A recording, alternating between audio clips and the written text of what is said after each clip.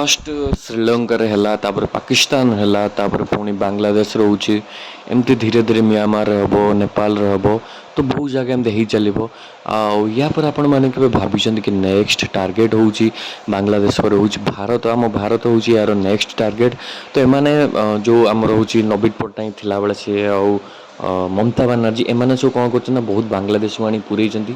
ଆଉ କଂଗ୍ରେସ ଯେତିକି ବି leader feeder ଅଛନ୍ତି ସେମାନେ ସବୁ ଆଣିକି ଏ ବାଂଲାଦେଶୀମାନଙ୍କୁ ପୁରେଇଛନ୍ତି। ମୁଁ ଖୁଲମଖୁଲା କହୁଛି। ଆଉ ଯେବେଠୁ ଏମାନେ ମୋ କହିବାର ଅର୍ଥ କି ତାଙ୍କ ଭୋଟ୍ ବଢ଼ାଇବା ପାଇଁ, ଭୋଟ୍ ସଂଖ୍ୟା ବଢ଼ାଇବା ପାଇଁ, ଇଏ ଜିତିବା ପାଇଁ, ତ ଏମାନେ କେଉଁ ପ୍ରକାର ତଳୁ ଖସି ପାରିବେ ଆପଣମାନେ ଜାଣିପାରୁଥିବେ। ତ ଟାଇମ୍ ଏବେ ବି ଅଛି, ଆପଣମାନେ ସୁଧୁରି ଯାଆନ୍ତୁ।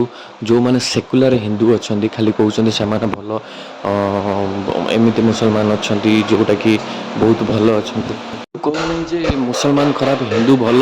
ଦେଖନ୍ତୁ ମଣିଷ ମଣିଷ ହିସାବରେ, କିନ୍ତୁ ଯେଉଁ ପ୍ରକାରର ଦିଆଯାଉଛି ଯେ ହିନ୍ଦୁମାନଙ୍କୁ ମାରିବା ପାଇଁ, ଇଏ କରିବା ପାଇଁ, ମୁସଲିମ ରାଷ୍ଟ୍ର କରିବା ପାଇଁ, ସେଇଟାକୁ ବହୁତ ଜଲ୍ଦି ଆପଣମାନେ ହେଉଛି ଚେଞ୍ଜ କରନ୍ତୁ, ସୁଧୁରି ଯାଆନ୍ତୁ, ନିଜକୁ ନିଜେ ସୁଧାରନ୍ତୁ। ଯେଉଁ ମୋ କହିବାର ଅର୍ଥ ବାଂଲାଦେଶ ଯେଉଁ ଟାଇପ୍ର ଏବେ ହେଉଛି କ'ଣ ପାଇଁ ମରାଯାଉଛି, ତ ଆପଣମାନେ ନିଜେ ଭାବନ୍ତୁ। ମାନେ ନିର୍ଦ୍ଦୋଷ ହିନ୍ଦୁମାନଙ୍କୁ ମାରି ଦିଆଯାଉଛି, ତାଙ୍କ ଫ୍ୟାମିଲିରେ ପଶି ମାରି ଦିଆଯାଉଛି। ତ ଆପଣମାନେ ଏବେ ବି ଟାଇମ୍ ଅଛି, ସୁଧୁରି ଯାଆନ୍ତୁ। ଯଦି ନ ସୁଧରିବେ ଆପଣ ନିଜେ ହିଁ ହାଣ୍ଡି ମରେଇବେ, ଆଉ ନିଜ ଲୋକଙ୍କୁ ହିଁ ଆପଣମାନେ ସେତେବେଳେ ଦେଖିବେ ହଇରାଣ ହେବାର। ଭଗବାନ କରନ୍ତୁ ଏମିତି ନ ହବ, ବଟ୍ ଫିର୍ ବି ଏବେ ବି ସମୟ ଅଛି, ଜାଗିଯାଅ। ଆଉ ନହେଲେ ଏମିତି ବାଂଲାଦେଶ ହିନ୍ଦୁଙ୍କ ହାଲତ ଯେମିତି ସେମିତି ଭାରତରେ ହେବ।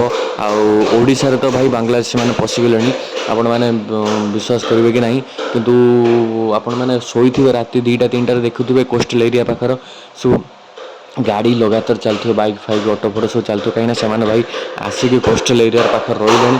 ଏମାନେ ଜାଣି ଶୁଣିକି ଭାଇ 2030 ସୁଦ୍ଧା ଇଏ କିଛି ନା କିଛି ଗୋଟେ କରିବେ। ଏହା ହେଉଛି ସବୁଠାରୁ ଗୋଟେ